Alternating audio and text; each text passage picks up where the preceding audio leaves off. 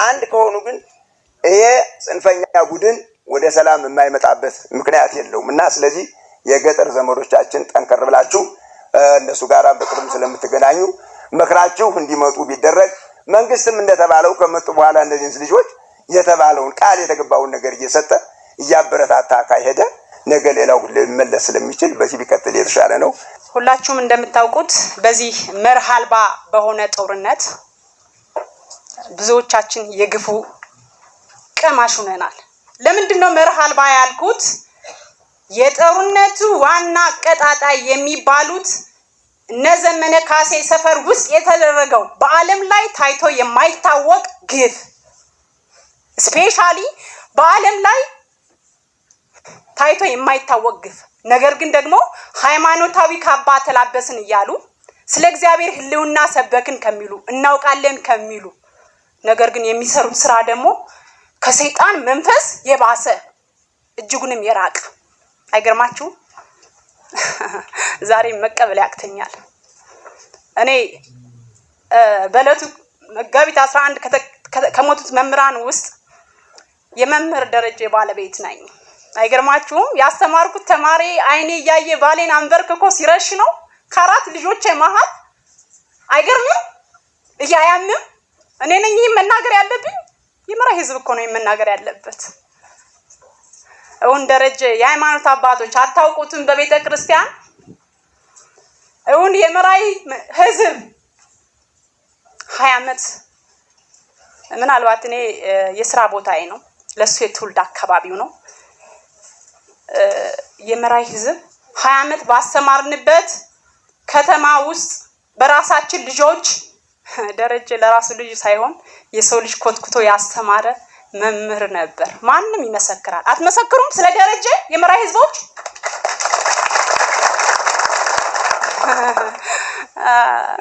20 ዓመት እስኪሸብት ምክትል ርዕሰ መምህር ሆኖ ከሰራ ከ11 ዓመት በፊት ነው ምክትል ርዕሰ መምህር ነበር።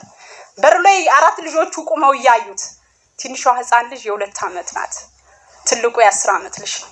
4ቱም ልጆች ያዩት እንደ ንጉስ የሚያየው አባታቸው ተንበርክኮ በፋኖ በሰደፍ ሲመታዩት አይገርምም? ይሄን ያዩት በድንግል ማርያም ብዬ እየለመንኳቸው ባሌውን ወስደውትም ግን የሽ ተረጋጊ ነው የሚለው ንጹህ ስለሆነ አይደለም ይገሉኛል ይደበድቡኛል ብሎ በፍጹም አላሰበም። ይሄ ነው የተደረገው። እኛ ሰፈር የተደረገው ከነዘመነ ካሴ መንደር የተደረገው ይሄ ነው። እንደ ዘመነ ካሴ መጀመሪያ እኮ ማስተካከል ያለበት ከሰፈሩ ነው መጀመር። እውነት ነው እናገር። ለምን ዋሻለሁ? መሞትም ካለብኝ ንጹህ ባሌ የተገደለውን ሞት ነው ነገ መሞተውን ነው መሞተው። እውን የተደረገው ስራ የመራይ ህዝብ የሃይማኖት አባታድግ ይመቱኛል አለኝ እግዚአብሔርን። እችን ቃል ነው የተናገረኝ። መልሴ ምንድነው? እውን እነዚህ ሰዎች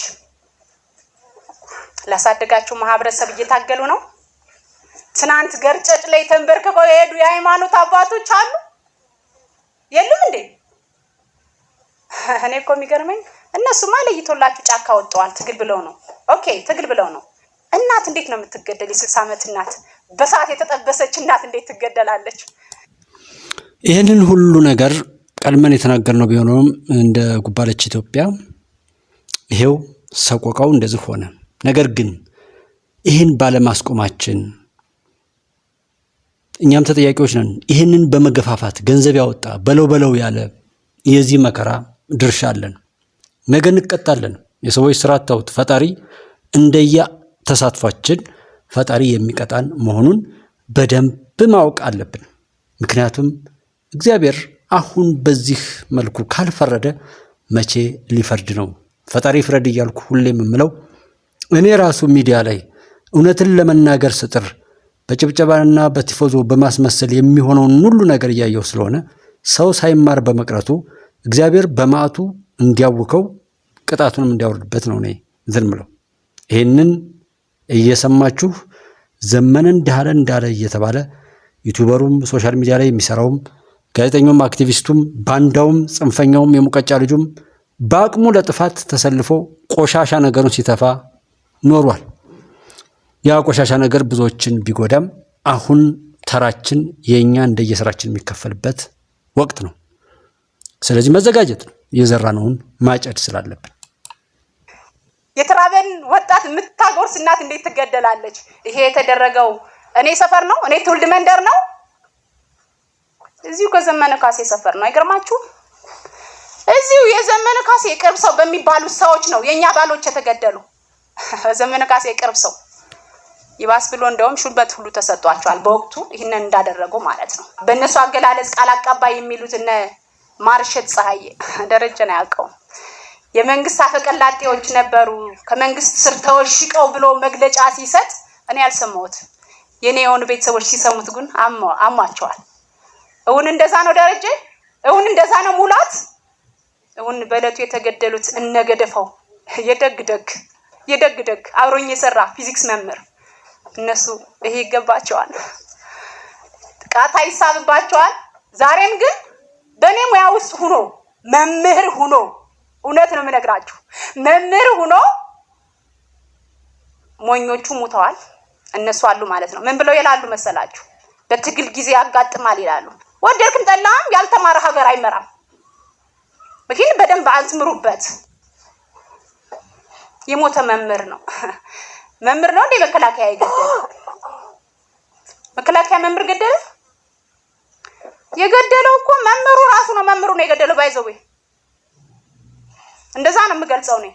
ትግል ነው። ኦኬ፣ ማንኛውም ሀገር ውስጥ ተቃውሞ ይነሳል። መንግስትን የሚቃወም ኃይል ይፈጠራል። ነገር ግን መንግስትን የሚቃወም ኃይል ሲፈጠር እታገልልሃለሁ የሚለውን ህዝብ እየገደለ እየረሸነ አይደለም፣ እየዘረፈ እያገተ አይደለም። ግልጽ ነው።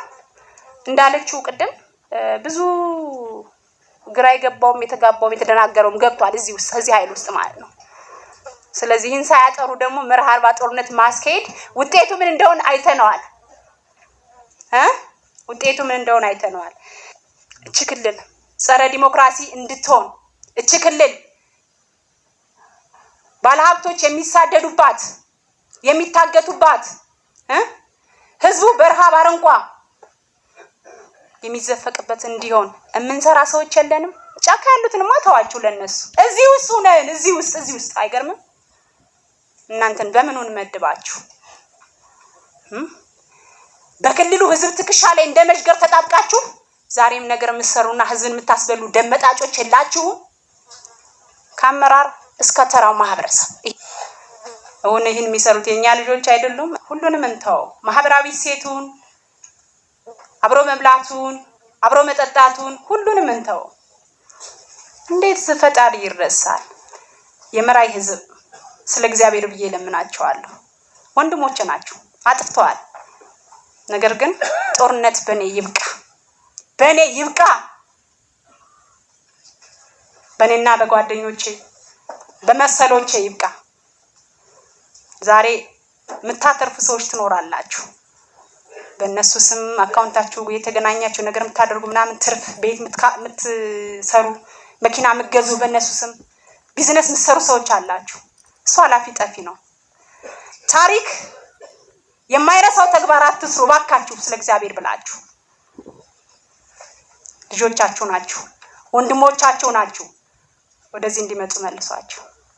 ሌቦቹ ጽንፈኞች አረጋሊ ባይደርስ አብዱ ቢራይዶ አልደርስም። ይሄን አድርጉ።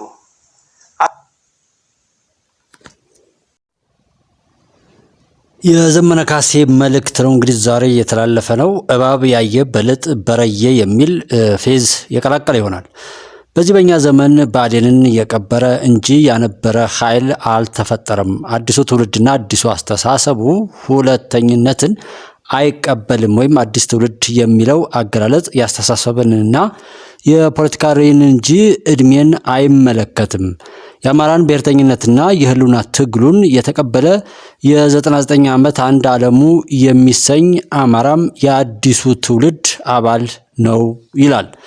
በመራዊ ህዝብ ላይ የተፈጸመውን ግፍና ሰቆቃ በህዝቡ አንደበት በየሚዲያው የሚነገረውን እያስታወሳችሁ እንዲሰሙት ነው አያይዘን ለማቅረብ የሞከር ነው። እናም አዲሱ ትውልድ የማንም ሁለተኛ አይደለም፣ ማንንም ሁለተኛ ማድረግም አይሻም። ተከታይም አስከታይም አይደለም። በፍጹም እኩልነትና ፍቅር ያምናል። ማንንም አንበርክኮ በማንም ተንበርክኮ መኖርን ለአንድ ቀን እንኳን አይፈቅድም። የአማራ ህዝብ ከሌሎች ኃይሎችና ህዝቦች ጋር የመስራት አዝማሚያ ባሳየው ቁጥር ተለጠፈ፣ ሁለተኛ ሆነ፣ ጁኒየርነት ነው ወዘተረፈ የሚሉ ራስ ጠር ትርክቶችን መፍጠር ለአዲሱ ትውልድ አይመጥንም። ሰው እንዴት ራሱን ይዘልፋል? ሰው እንዴት ራሱን በውርደት ጅራፍ ይገርፋል? ይህን ንግግሩን ደግሞ ከጥምዶ ጥምረት ጋር ከሸኔ ከሻቢያና ከህወሓት ጋር አብረን እንሰራለን የሚለውን እያስታወሳችሁ ራሱ ይሄ ንግግር በራሱ ላይ የሚሆነውን ነገር የገለጠበት ነው። በእርግጥ አስተዋይ ስለጠፋ እንጂ ዘመነ ካሴ ማንነቱን በግልጽ ነው ይዞ የመጣው።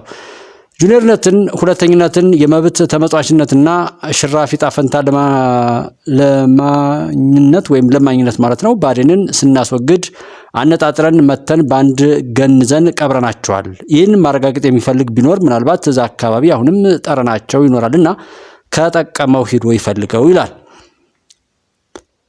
አንዳንድ ወገኖች እባብ ያየ በልጥ በረየ ሆኖባቸው ልጥ ሲያዩ እባብ መስሏቸው ቢደነግጡ እንረዳለን። የብአዴን ተንበርካኪነት የፈጠረው ጠባሳውንም ግንባራችን ላይ ስላለ መስጋቱ ጤናማ ነው።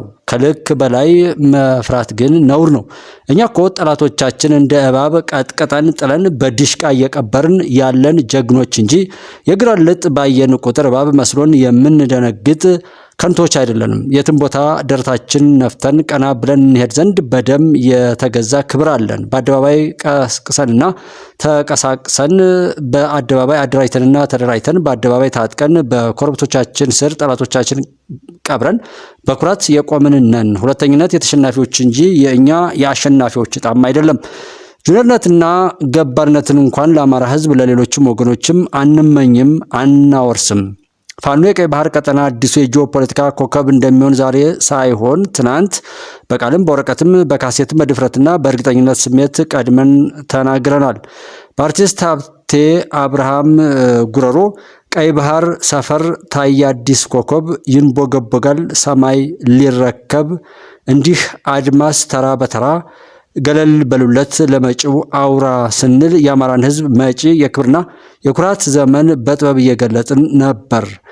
አንድ ዘመን ያነጠረው ሀቅ አለ። ከዚህ በኋላ ከእኩልነት ውጪ መበላለጥን፣ አንበርካኪና ተንበርካኪነትን እንኳን የእኛ የድል አድራጊዎች ትከሻ ኢትዮጵያ መሬት መሸከም እንኳን አይችልም። ይፈነዳል። ያለ ነጻነትና ፍትህ መሬት ተንቀጥቅጦ እንደ ቆርበት ይጠቀለላል። አድባር እንደ ቅቤም ይቀልጣል። ይህን በውሉ የምንረዳው የአዲሱ ትውልድ አብዮተኞች እኛም አንገብርም፣ ሌላውንም አናስገብርም። አቻ ብቻ። ሁሉም ህዝቦች አቻ ናቸው። ሁሉም ኃይሎች የሚያስጠብቁት ጥቅም አላቸው። የእኛንም አንሰጥም፣ የሌላውንም አንወስድም። አቻ ብቻ። ክፋት ለማንም በጎነት ለሁሉም። አንድ አማራ እስከ ምጽአት አማራ። አዲስ ትውልድ፣ አዲስ አስተሳሰብ፣ አዲስ ተስፋ ብሎ ዛሬ ዘመነ እንግዲህ ይህንን እየተናገረው ነው። ዘመነን ድልድይ መስበር በእጃችን ላይ ያለው ብቸኛው መሳሪያ ነው ያለውን አማራን እንደዚህ አድርጋለሁ ብሎ ያለውን ሰው በጥይት አልመታውም በሳት ነው የማቃጥለው ያለውን መሬቱን አርሶ አይበላትም ብሎ ያደረገውን ይሄ በቃሉ ከራሱ ብቻ ጋር ያወራውን ነው። ጽምዶ የተፈጠረበትን ሁኔታ ማየትና ከዛም በኋላ ደግሞ እንደውም መጀመሪያው ላይ እናት አባቶች ለሽምግልና ሄዱትን አዋርዶ እንደዛ ማድረጉን፣ መሰረተ ልማቶችን ማውደሙን፣ ኮሎኔል መሸጥ መለወጡን የነበረውን ቁማር ሁሉ በደንብ አርጋችሁ ተማሪዎችን ትውልድን ለመግደል የሚያደርገውን ሰው ድል አደረግን እያለ ዘመነ እዚህ ጋር የሚነግራችሁ የሱ ተልኮ አማራን ማዋረድ፣ ከዛም ቀጥሎ ደግሞ ኢትዮጵያን የሚያዋርድ የሆነ በቀልን የወረሰ ህዝብ መፍጠር ነው። ለሱ የትውልድ ክፍተት ተፈጥሯል። መምህራን ተገለዋል። ያልተደረጉ ነገሮች ሁሉ እንዲደረጉ ሆነዋል። ንጉስ ቴዎድሮስና እንደዛ ያሉ ቅዠታም በካህናት ቦታ ላይ ተቀምጠው በጣም አውሬነትን የተላበሱ ካህን የሚመስሉ አውሬዎችን ሁሉ ተፈጥረዋል። እንደ ማህበረሰብም እንደ ህዝብም እንደ ሀገርም እንደ ዘመንም እጅግ በጣም አሳማሚ አሳፋሪ የውርደት ታሪክ በዛ አካባቢ ላይ ተፈጥሯል። ይሄ ለሱ ድል ነው።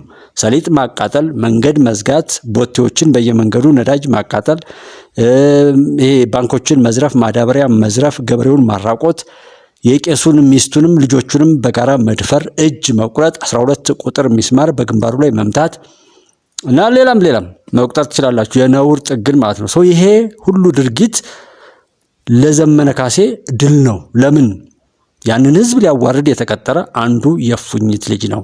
የሱን ቆሻሻም ደግሞ እየተሸከመ በውጭ ሀገራትም ቢሆን ተቀምጦ በምሁርነትም በየትኛውም ከፍታ ላይ ተቀምጦ ወራዳ የሆነ አቃፊና ጨብጫቢም ስላለው ነው። በዛም ይሁን በዚህ ቆሻሻ ይጠረጋል። ኢትዮጵያ በድል ትቀጥላለች። እውነቴን ነው የምላችሁ። ዘመንን የላኩትም ሆነ ማንኛውም ቦታ ላይ ፍርድ በየትኛውም ቦታ በየትኛውም ሰዓት በየትኛውም ቅጽበት የትኛውም የዓለም ጫፍ ላይ ቢነሳ አግባብ እንደሆነ ልታምኑ ይገባል። ሀቅ ይወጣል። ፈጣሪ ይፈርዳል። የኖህ ዘመንን የሎጥ ዘመንን በዚህ ምድር ላይ ያደርጋል። እውነተኞች ከሆናችሁ ፈጣሪ ይፍረድ በሉ። አንደበታችሁም ማንኛውም ነገራችሁ ንጹህ ከሆነ ፈጣሪ ይፍረድ ወይም ይችን ዓለም ያሰናብት እንጂ ውርደት የሞላባት እጅ ቆራጭ ሰውን በሳት የሚለበልብ 12 ቁጥር ሚስማር በግንባሩ ላይ የሚያደርግ ሰውን እንደ በግ የሚያግት መሰረተ ልማት የሚያወድም ትውልድን የሚገድል ሃይማኖትን እና የመጪውን ዘመን ወይም ዘላለማዊ ህይወትን ተስፋ የሚሰጠውን መድረክ ሁሉ የሚያዋርድ ወራዳ አብሮ ይቀበር ዘንድ ዘመኑ አሁን የግድ እና የግድ መሆን አለበት። ይህንን የምናየው ስለሚሆን ሁሉም ሰው ለራሱ ሲል ራሱን ይጠብቅ። የኢትዮጵያ ድል ይቀጥላል። ቆሻሻ፣ ክፉ፣ ኃጢአተኛ፣ ነውረኛ ሁሉ ይቀበራል። የዘራውን እናጭድ ዘንድ ፈጣሪ የዘራነውን ያሳጭደን። የዘራነውን ያሳጭደን። የዘራነውን ያሳጭደን። ፈጣሪ ይፍረድ።